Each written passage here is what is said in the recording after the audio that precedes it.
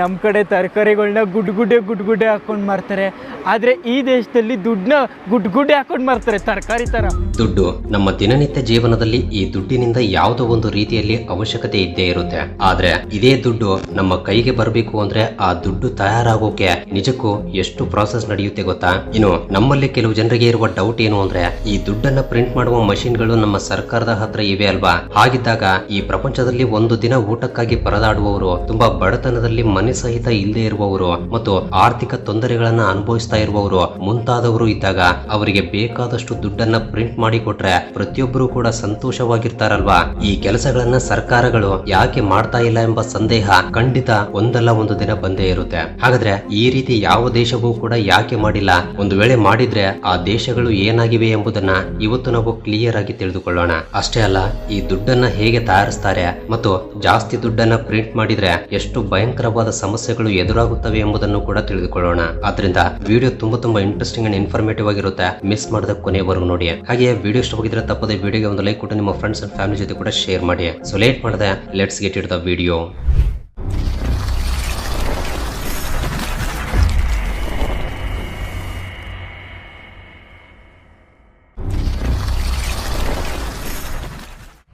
ನಮ್ಮ ದೇಶದಲ್ಲಿ ಈ ದುಡ್ಡನ್ನ ಪ್ರಿಂಟ್ ಮಾಡುವ ಅಧಿಕಾರ ಕೇವಲ RBIಗೆ ಮಾತ್ರವೇ ಇರುತ್ತೆ. ಈ ದುಡ್ಡನ್ನ ನಮ್ಮ ದೇಶದಲ್ಲಿ 4 ಜಾಗಗಳಲ್ಲಿ ತಯಾರಿಸ್ತಾರೆ. ಮಹಾರಾಷ್ಟ್ರದ ನಾಸಿಕ್ ಜಿಲ್ಲೆಯಲ್ಲಿ, ಕರ್ನಾಟಕದ ಮೈಸೂರು ಜಿಲ್ಲೆಯಲ್ಲಿ, ಮಧ್ಯಪ್ರದೇಶದ ದೇವಾಸ್ ನಲ್ಲಿ ಮತ್ತು ವೆಸ್ಟ್ ಬಂಗಾಳದಲ್ಲಿರುವ ಸಾಲ್ಬೋನಿ ಎಂಬ ಹಳ್ಳಿಯಲ್ಲಿ ಈ ದುಡ್ಡನ್ನ ಪ್ರಿಂಟ್ ಮಾಡಲಾಗುತ್ತೆ. ಈ ದುಡ್ಡನ್ನ ತಯಾರಿಸುವ ಜಾಗಗಳನ್ನ ತುಂಬಾ ಹೈ ಸೆಕ್ಯೂರಿಟಿಯಿಂದ ಕಾಪಾಡ್ತಾ ಇರ್ತಾರೆ. ಸೊ ಈಗ ನಾವು ಈ ಕರೆನ್ಸಿ ತಯಾರಿ ಹೇಗಿರುತ್ತೆ ಎಂಬುದನ್ನ ನೋಡೋಣ ಬನ್ನಿ. ಮೊದಲು ಈ ಕರೆನ್ಸಿ ಪೇಪರ್ ಅನ್ನ ತಯಾರಿಸೋಕೆ 70% ಹೈ ಕ್ವಾಲಿಟಿ ಕಾಟನ್ ಅನ್ನ, 30% ಲೆನಿನ್ ಫೈಬರ್ ಅನ್ನ ತೆಗೆದುಕೊಂಡು ನೀರಿನಲ್ಲಿ ಸ್ವಲ್ಪ ಹೊತ್ತು ಚೆನ್ನಾಗಿ ನೆನೆಸಿ, ನಂತರ ಅದರಲ್ಲಿರುವ ನೀರನ್ನ ಪೂರ್ತಿಯಾಗಿ ಒಂದು ಹನಿ ನೀರು ಕೂಡ ಇಲ್ಲದ ಹಾಗೆ ಪ್ರೆಸ್ ಮಾಡಿ ಡ್ರೈ ಕಾಟನ್ ಅನ್ನ ಹೊರಗಡೆ ತೆಗಿತಾರೆ. ಈಗ ಆ ಡ್ರೈ ಕಾಟನ್ ಅನ್ನ ಮಿಷಿನ್ ಒಳಗಡೆ ಕಳಿಸಿ ಎಷ್ಟು ದುಡ್ಡನ್ನ ಪ್ರಿಂಟ್ ಮಾಡಬೇಕು ಅಂತ ಅಂದುಕೊಂಡಿರ್ತಾರೋ ಅಷ್ಟು ದೊಡ್ಡ ಬಂಡಲ್ ಅನ್ನ ತಯಾರಿಸ್ತಾರೆ. ನಿಜ ಹೇಳ್ಬೇಕು ಅಂದ್ರೆ ಈ ಕರೆನ್ಸಿ ಪೇಪರ್ ಅನ್ನ ತಯಾರಿಸುವುದು ನಮ್ಮ ದೇಶವಲ್ಲ.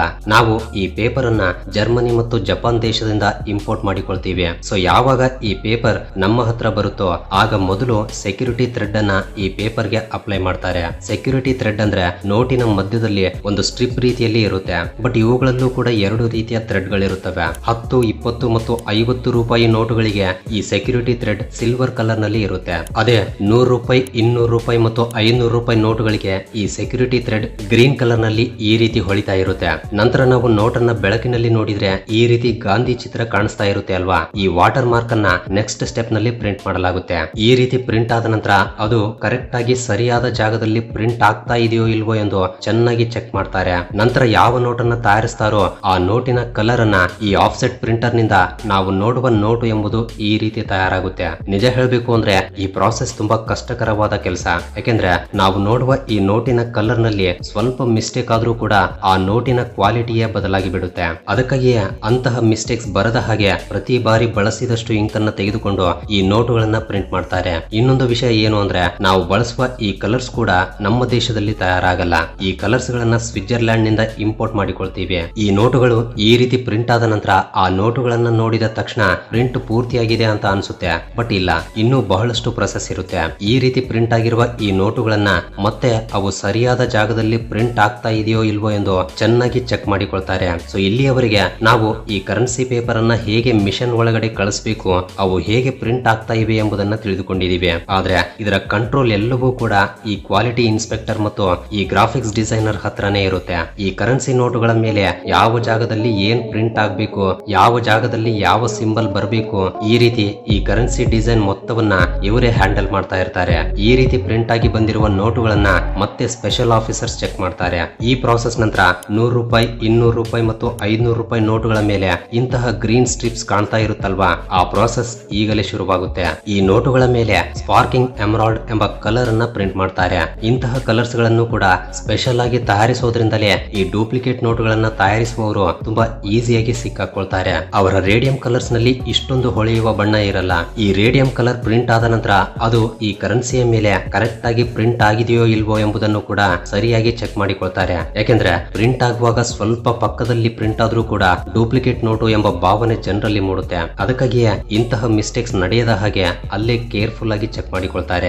ಈ ಪ್ರಾಸೆಸ್ ನಂತರ ಸೀರಿಯಲ್ ನಂಬರ್ಸ್ ಗಳನ್ನ ಪ್ರಿಂಟ್ ಮಾಡುವ ಪ್ರಾಸೆಸ್ ನಡೆಯುತ್ತೆ. ನಮ್ಮ ಹತ್ರ ಇರುವ ಯಾವ ನೋಟಿಗೆ ಆಗಿರ್ಲಿ ಸೀರಿಯಲ್ ನಂಬರ್ಸ್ ಇರುತ್ತವೆ, ಆದ್ರೆ ಎಲ್ಲವೂ ಕೂಡ ಸೇಮ್ ಇರಲ್ಲ. ಪ್ರತಿಯೊಂದು ನೋಟಿನ ಸೀರಿಯಲ್ ನಂಬರ್ ಬೇರೆ ಬೇರೆ ಆಗಿರುತ್ತೆ. ಈ ರೀತಿ ನೆಕ್ಸ್ಟ್ ಪ್ರಾಸೆಸ್ ನಲ್ಲಿ ಸೀರಿಯಲ್ ನಂಬರ್ಸ್ ಗಳನ್ನ ಪ್ರಿಂಟ್ ಮಾಡುವುದು ಮತ್ತು ನಾವು ನೋಟಿನ ಮೇಲೆ ಬೆರಳುಗಳನ್ನ ಇಟ್ಟು ಲೈಟ್ ಆಗಿ ರಬ್ ಮಾಡ್ತಾ ಇದ್ರೆ ನಮಗೆ ಒಂದು ಎಂಬೋಸ್ ನಂತಹ ಫೀಲಿಂಗ್ ಉಂಟಾಗುತ್ತೆ. ಅದನ್ನು ಕೂಡ ಇದೇ ಸಮಯದಲ್ಲಿ ಅಪ್ಲೈ ಮಾಡ್ತಾರೆ. ಇದೇ ಅಲ್ಲದೆ ನಾವು ಈ ನೋಟುಗಳನ್ನ ಅಲ್ಟ್ರಾ ವೈಲೆಟ್ ಲೈಟ್ ನಲ್ಲಿ ಇಟ್ಟು ನೋಡಿದ್ರೆ ನಮಗೆ ಕೆಲವು ಡಸ್ಟ್ ಪಾರ್ಟಿಕಲ್ಸ್ ಕಂಡು ಬರುತ್ತವೆ. ಅವುಗಳನ್ನು ಕೂಡ ಈ ಪ್ರಾಸೆಸ್ ಆದ ನಂತರ ಪ್ರಿಂಟ್ ಮಾಡ್ತಾರೆ. ಯಾವ ಪ್ರಾಸೆಸ್ ನಡೆದ್ರೂ ಕೂಡ ಪ್ರತಿ ಬಾರಿ ಈ ರೀತಿ ಚೆಕ್ ನಡೀತಾನೆ ಇರುತ್ತೆ. ಈ ರೀತಿ ತುಂಬಾ ಕೇರ್ಫುಲ್ ಆಗಿ ಚೆಕ್ ಮಾಡೋದ್ರಿಂದಲೇ ಇಷ್ಟು ಪರ್ಫೆಕ್ಟ್ ಆಗಿರುವ ನೋಟುಗಳು ನಮ್ಮ ಕೈಗೆ ಬರ್ತಾ ಇವೆ. ಸೊ ಫೈನಲ್ ಆಗಿ ಈ ನೋಟುಗಳ ಮೇಲೆ ಎಲ್ಲವೂ ಸರಿಯಾಗಿ ಪ್ರಿಂಟ್ ಆಗಿ ಬಂದ ನಂತರ ಕ್ವಾಲಿಟಿ ಇನ್ಸ್ಪೆಕ್ಟರ್, ಗ್ರಾಫಿಕ್ ಡಿಸೈನರ್ ಮತ್ತು ಚೆಕಿಂಗ್ ಮಾಡುವ ಸ್ಪೆಷಲ್ ಆಫೀಸರ್ ಗಳು ಚೆಕ್ ಮಾಡಿದ ನಂತರವೇ ಈ ಕರೆನ್ಸಿ ಪ್ರಿಂಟಿಂಗ್ ಎಂಬುದು ಪೂರ್ತಿಯಾಗುತ್ತೆ. ಈ ಪ್ರಾಸೆಸ್ ಆದ ನಂತರ ಈ ಕರೆನ್ಸಿ ಶೀಟ್ ಗಳನ್ನ ಕಟಿಂಗ್ ಪ್ರಾಸೆಸ್ ಗೆ ಕಳಿಸ್ತಾರೆ. ಈ ಕಟಿಂಗ್ ನಲ್ಲೂ ಕೂಡ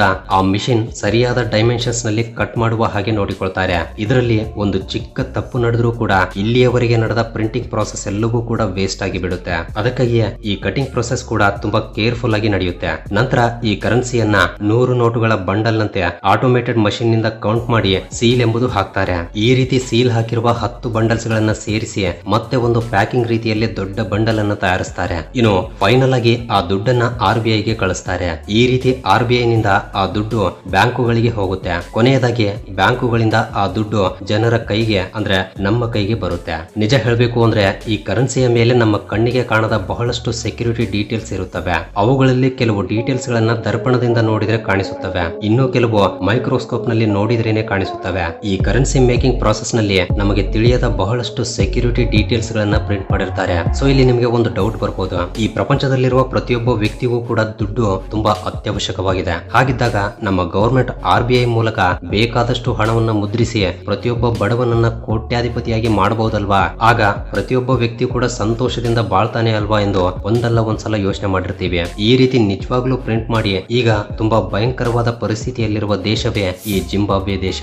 ಈ ಜಿಂಬಾಬ್ವೆ ದೇಶದ ನಾಯಕ ಆತ ಅಧಿಕಾರಕ್ಕೆ ಬರುವ ಸಲುವಾಗಿ ನಿಮ್ಮೆಲ್ಲರನ್ನ ಕೋಟ್ಯಾಧಿಪತಿಯಾಗಿ ಮಾಡ್ತೀನಿ, ಸ್ವಂತ ಮನೆಗಳನ್ನ ಕಟ್ಟಿಸಿ ಕೊಡ್ತೀನಿ ಎಂದು ಈ ರೀತಿ ತನ್ನ ಕೈಯಿಂದ ಆಗದಂತಹ ಗ್ಯಾರಂಟಿಗಳನ್ನ ಜನರಿಗೆ ಹೇಳಿ ಹೇಗೋ ಮಾಡಿ ಆ ದೇಶದ ನಾಯಕನಾಗ್ತಾನೆ. ಸೊ ನಾಯಕನಾದ ನಂತರ ಆತ ಹೇಳಿರುವ ಮಾತುಗಳನ್ನ ನೆರವೇರಿಸದೇ ಇದ್ರೆ ಜನರು ಸುಮ್ನೆ ಇರಲ್ಲ ಅಲ್ವಾ? ಅಂತಹ ಸಮಯದಲ್ಲೇ ಆತ ಮಾಡಿರುವ ಅತಿ ದೊಡ್ಡ ತಪ್ಪು ದುಡ್ಡನ್ನ ಪ್ರಿಂಟ್ ಮಾಡಿಸಿ ಜನರಿಗೆ ಹಂಚಿ ಬಿಡುವುದು. ಇದರಿಂದ ಪ್ರತಿಯೊಬ್ಬರ ಕೈಗೆ ಬಹಳಷ್ಟು ಕೋಟ್ಯಾಂತರ ರೂಪಾಯಿ ದುಡ್ಡು ಬರುತ್ತೆ. ಸೊ ಪ್ರತಿಯೊಬ್ಬರ ಹತ್ರ ಕೋಟ್ಯಾಂತರ ರೂಪಾಯಿ ಇದ್ದಾಗ ಏನ್ ಮಾಡ್ತಾರೆ? ಜಸ್ಟ್ ಒಂದೇ ಒಂದು ಶರ್ಟ್ ಕೊಂಡ್ಕೊಳ್ಳೋಕೆ ಸಾವಿರಾರು ಜನರ ಮಧ್ಯೆ ಕಾಂಪಿಟೇಷನ್ ಶುರುವಾಗುತ್ತೆ. ಇದರಿಂದ ಆ ಶರ್ಟ್ ಬೆಲೆ 400 ಇದ್ರೆ ಸಡನ್ ಆಗಿ ಅದರ ಡಿಮ್ಯಾಂಡ್ ಹೆಚ್ಚಾದಾಗ ಅದರ ಬೆಲೆ 4000 ಆಗಿ ಬಿಡುತ್ತೆ. ಸೊ ಇವರ ಹತ್ರ ಕೋಟ್ಯಾಂತರ ದುಡ್ಡು ಇರೋದ್ರಿಂದ 4000 ಕೊಟ್ಟು ಕೊಂಡ್ಕೊಳ್ತಾರೆ.